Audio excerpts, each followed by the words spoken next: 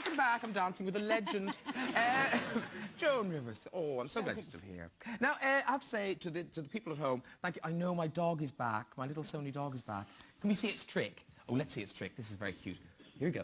Put him down, like that. Here we go. I love it when he does this.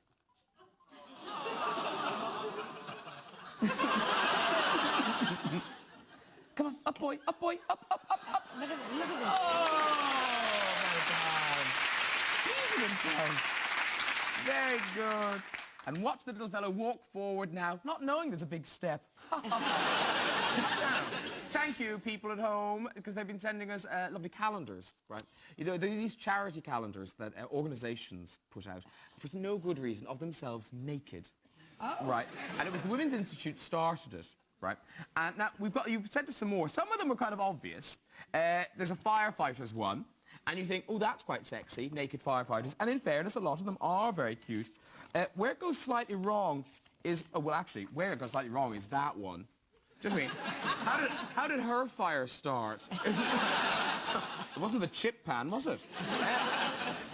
Oh, here we go. It's when firemen try to inject humour into their calendar. Oh,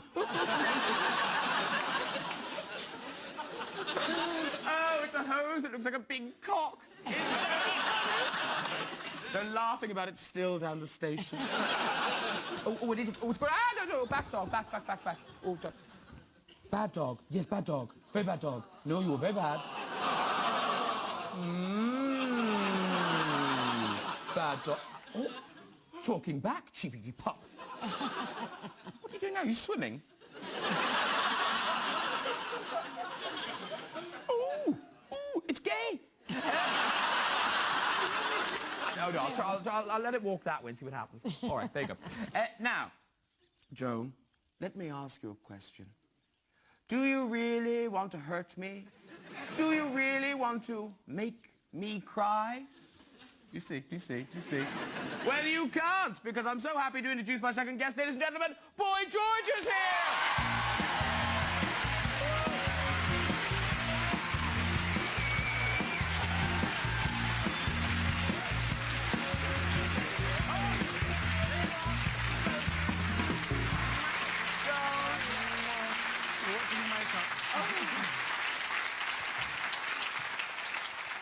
Well, here we are, Boy George, Joan Rivers. It's not a very camp show, is it?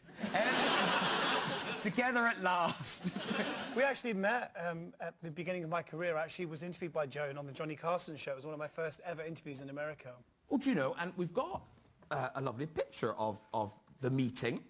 There's the two of you. Oh, my. At Claridge's, do you remember that? Yes. Having your tea. Look at that, isn't it? It's so unlikely. And we've always had great hair, haven't we? She did great jokes about me in the 80s. I was there. Can you remember any of the Boy George jokes? Yes, Boy George, just what England needs, another queen who can't dress. But I have to say, one of the things, reading your book, and also kind of doing research for you coming on today, I didn't really understand just how major you were in the States. I don't think any of us really understood over here. Because there you are, you're on the cover of all these magazines. You're on the cover of People magazine. I like this. It's a guy, it's a girl, it's Boy George. and there you are on Newsweek. I mean, that's proper serious stuff. With Annie, yes. Yes. But meanwhile in Britain, it's a different take as you appear on the cover of Woman's Own. But in the 80s, that was a bit of a triumph. Actually, I suppose it was. Yeah, I think I was one of the first drag queens anyway to be on the cover of Woman's Own. Should we just say the last as well? Because I do love your looks, and happily, I've been able to find a rare copy, and it's now of a book, which is now my Bible. It's the Boy George Fashion and Makeup book. I still have a copy of that, actually. The great thing is, now, thanks to this book, I can make my own Desert Prince outfit. That's actually taken in Blackheath Station outside the men's toilets. George in Civvy Street. But we were talking today now. This look you've had for quite a long time now. Are you thinking of moving on now, or? I like hats. We'd guessed as much. I mean, they hide a multitude of sins. But do you ever go down in the shop to get a pint of milk without the hat and Oh, I everything? don't wear the hat when I'm shopping for milk. I mean, I look very scruffy when I'm not sort of on TV. I mean, I'm not paranoid about that. You know, I just want to do my shopping. Fair enough. Get me tofu and brown rice and get on with it. You know? But no, you... It's amazing who you bump into in Sainsbury's, though. Really? Yeah. Are you going to tell us who? I saw Bananarama in there once. God. An American producer was there. No, I'll do the reunion tour. Follow this trolley. Dal Winton. Well, he was born to shop, wasn't he? It's a man and he pushes a trolley for a living. Well, he has. But no, the thing about changing the looks, no, I mean, Dale's lovely. It's your competition. Is he? Yeah. Oh, my God. Gay man on the telly. He's not gay, I think you'll find, George. Oh, really? No. Oh, you saw This Is Your Life as well? Yes. Okay.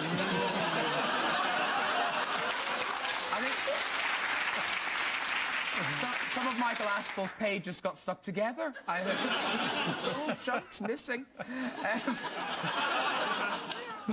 But no, the thing is about you changing looks. You're changing the looks. Would you ever consider like plastic surgery? Would you do the Joan route? I guess at a certain point I may consider it. I'm a bit of a coward, though. The idea of having something broken, you know, voluntarily is a bit scary. So what are you to me. wincing for, Joan? You haven't done. Break anything. They just pull and snip and then take it, make another little person, and it walks with you.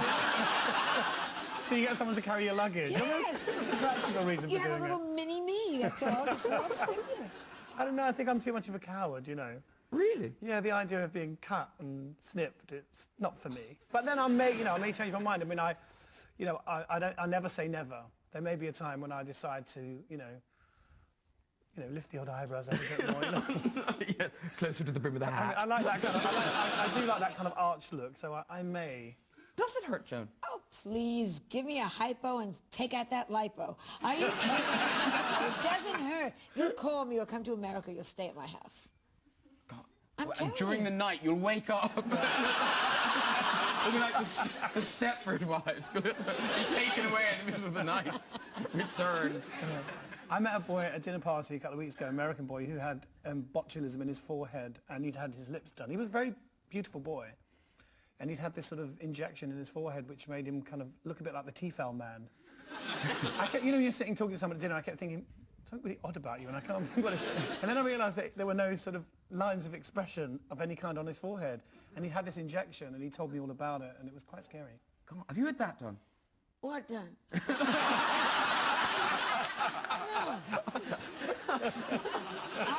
Look at me. I'm crying. It's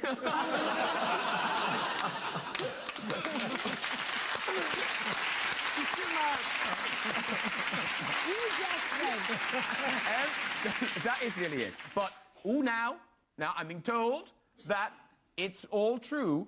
Joan, much excitement. Your escorts have arrived. Paula was true to her word, so let's meet the escorts. Here they come. Ooh.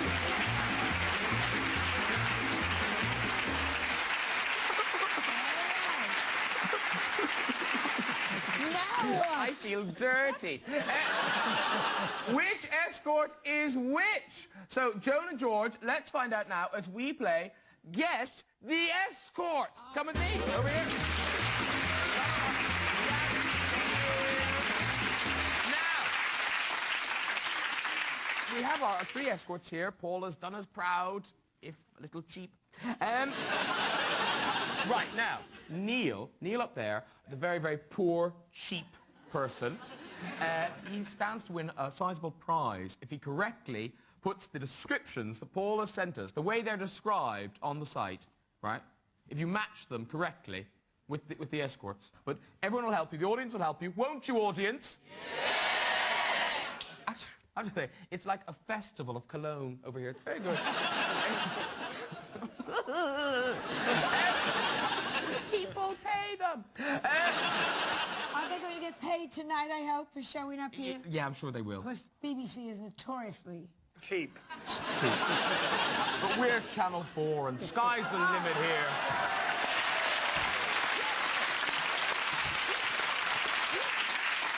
Right. Neil, all right, here's the first one. So, A, B, or C. First one we're looking for is James, right?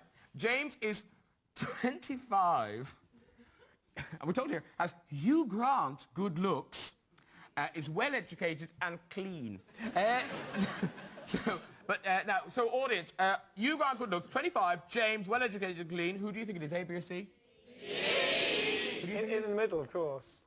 He's got that kind of college boy sort of look, isn't he? Yeah. It's a stretch of the imagination that any of them could be described as having Hugh Grant good looks. Right. So who do you think it is? B. They say B. Neil? B, definitely. B? Yeah. Okay, B. Are you James? He's James!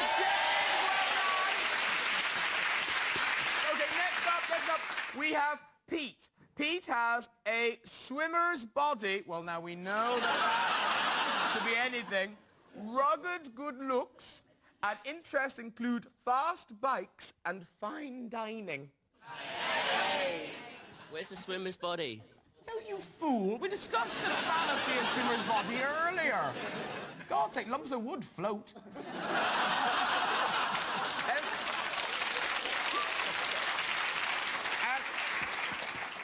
All I'm saying to you is I think there's a clue in fine dining. Oh. No, the clue's in fine dining. Fine dining. Eating. Who eats most? C. It's C. C? Well, it's only two The experts have said C. What do you think? It's A or C? C. You're saying Yeah, C? C. Oh, let's just see if you're right. C, are you Pete? Yes, he is.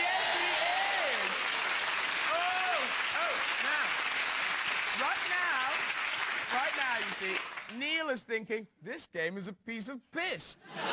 There's only A left. It's bound to be A. But no, what we've done here is we've got two descriptions, and you've got to say which one is A, okay? So, is A Gary, toned Latino lovely, 9.5 inches on cut, good conversationalist. Mind you, you'd have to talk a lot, because you wouldn't be, would you? Or is he Marco, well-endowed Spanish heartthrob? Interests include boxing and travel. Why? Neither seem that likely to me, but there you go, he is one of them. He looks more like a Gary. Who do you think it is? Do you think it looks more like a Gary? There's a lot riding on this now. You might be riding on it later, I don't know. But, Neil, is it Gary or Marco? Gary. Do you think it's Gary? I think it is, yeah. Let's see. Are you Gary or Marco? He's Gary!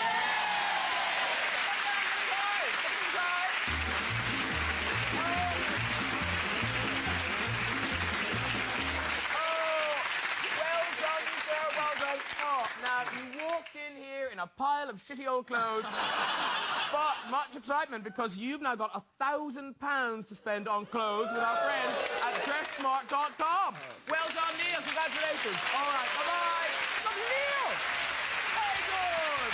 That's it. My thanks to my guest, Joan Rivers and Boy George. But as always, there's so much we haven't the time to talk about. No time to talk about Sophie Wessex, who can't understand why animal lovers are making such a fuss about her owning a fox fur. After all, she's had an elephant's arse for years and no one said a word. Good night, everybody.